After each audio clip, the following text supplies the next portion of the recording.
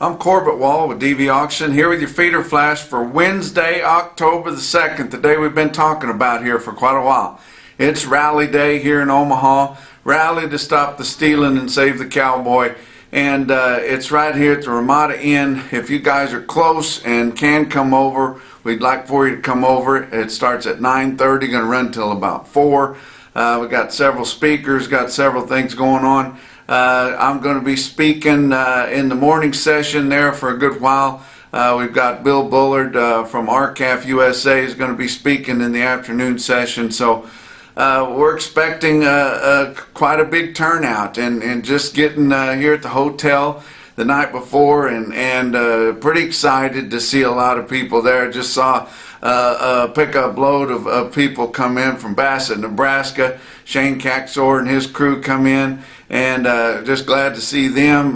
Jim Herzog from Butler, Missouri said that he was going to be coming in. We've got some more people. Dusty Markham coming in from Kansas City. We got Aaron Wilkie is on the premises. He's from Kansas City. We've got Steve Hash coming in from up in South Dakota. We've got a lot of people had a message coming in with a pickup load coming in from Kentucky. We've got a bus load coming in from Kimball, South Dakota. We've got a good group on hand here, and I think it's going to be a great rally, and we'll just see. And I'm going to tell you guys right now, not going to have a feeder flash for Thursday. I got too much going on. I got to get done with that rally. Got to start heading back south, and the other guys with DV Auction and National Beef Wire that put this report together, they're coming to the rally. They're not going to be able to get everything put together either. So when we come back on the Friday visit is whenever I'll be able to tell you guys everything that happened. But keep your eyes out on social media, and hopefully there'll be some posts on there, some things that tell you what's going on, and we're looking forward to a great rally. Don't really know what to expect, but we're going to put her on anyway. What else is going on? Your beef is healthy again. That's a novel thing there. Beef is healthy again for now anyway, but some of your big time media and even back east come out with the latest findings that after all they could find no signs that beef does anything to cause more heart disease, more cancer, more diabetes, anything like that. Imagine that. You think it might be some of the preservatives in these snacks that we eat that could be causing that? I'm not a doctor, but I'm going to go out on a limb and say that that's probably what it is. But it's not a whole food, I guarantee you. It could, down the road, this new fake meat that's coming along, and these Gaines burgers that everybody's pretending that they like, and all these fast food restaurants want to have them, they kind of remind me of this vaping that's coming around. You know, everybody thought, oh my gosh, you know, it's not as fun to smoke as a cigarette, but you know, it gets by and it makes a lot of smoke, and everybody thought, well, and it's not even bad for you, and the rest of us are looking at that and they're thinking, how could you imagine that that is not hard on your health? Well, I think that's kind of where we're at with this fake meat. Everybody's thinking, oh, well, we have a great alternative to whole meat. We can make this pea or bean mash, and then we can stick all kinds of artificial flavors in it, and all kinds of liquid smoke, and load it up with sodium, and you can almost choke it down, and it's a great alternative. No, it's not as healthy as a whole meat product, as whole beef products, and they're going to find that out down the road. Just mark your words on it. And I think it's a fad. Eventually we're going to get over, but it could take a while. What else is going on? Sonny Perdue, you know, one of the main ones there, Secretary of Agriculture, that we're trying to get word out to what hard times we're facing here in the cattle industry. Saw where he was touring a dairy up in Wisconsin there for a big dairy get together, and you know, the dairy people are finally getting paid for their milk right now, and that could be one thing that could save us a little bit. Talking to a good friend of mine that's a packer cow buyer, and he was telling me, you know, we're just loaded with cows right now. Everybody had been preg checking and going into the cooler temperatures. They're starting to get rid of their cows, and he says we are loaded with cows. But one thing is these dairies are going to start holding on to their cows a little bit longer because they got that meat up to $18 now, and it's the highest it's been in years.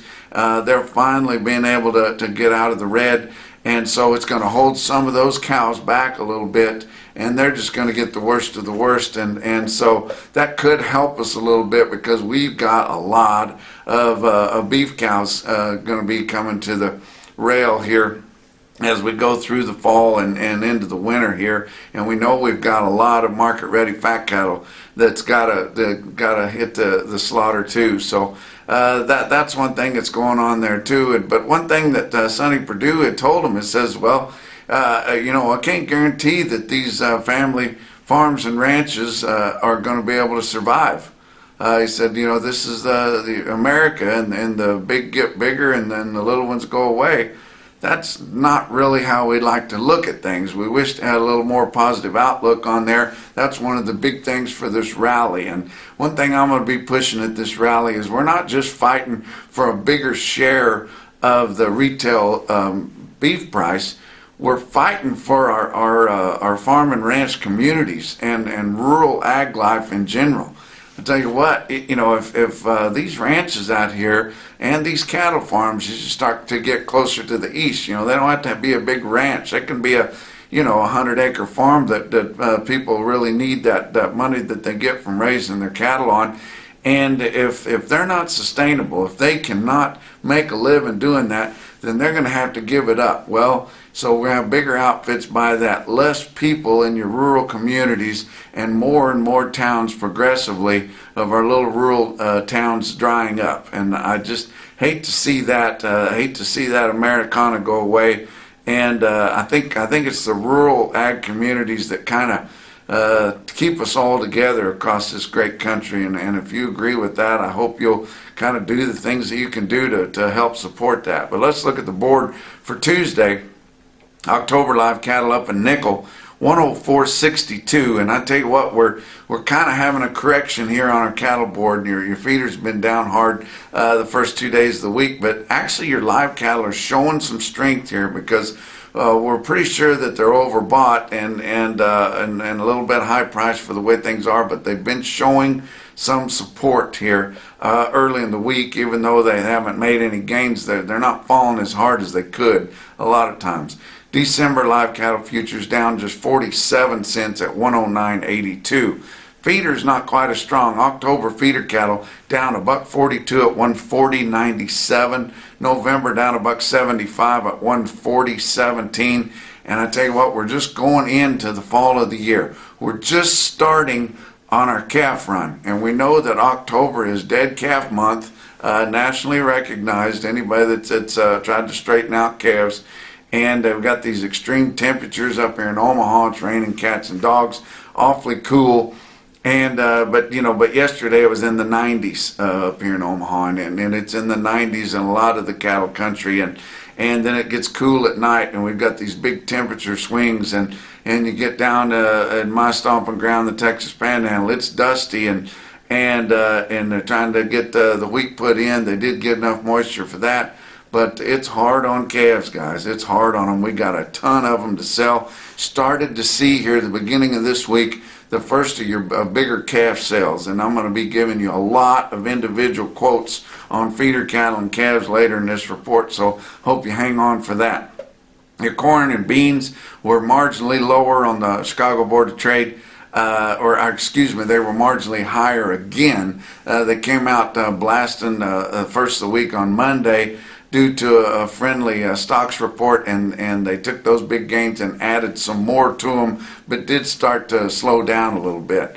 Fat cattle trade has been non-existent, which you would expect from Monday and Tuesday. We did hear some rumors from a pretty reliable source that 106 bids were out there in the northern plains.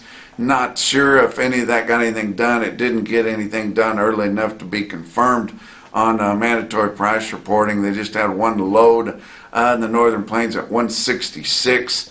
So that's by far nothing to establish a market, but just not much going on. But we think that we're going to hold at least steady and probably gain a little bit this week just from early signs of what's going on. Let's look at an auction to find out what price discovery is. Imagine that. Fat cattle auction at Stockman's Livestock in Yankton, South Dakota. Probably your strongest fat cattle auction that's going right now, especially in the Midwest and the northern plains there. But 3,000 head in Yankton, South Dakota. Look at these quotes I pulled out of Cattle Market Central. You think, hey, you can only pull feeder cattle quotes out of there. No, if you got a sale there, we can pull whatever you're selling.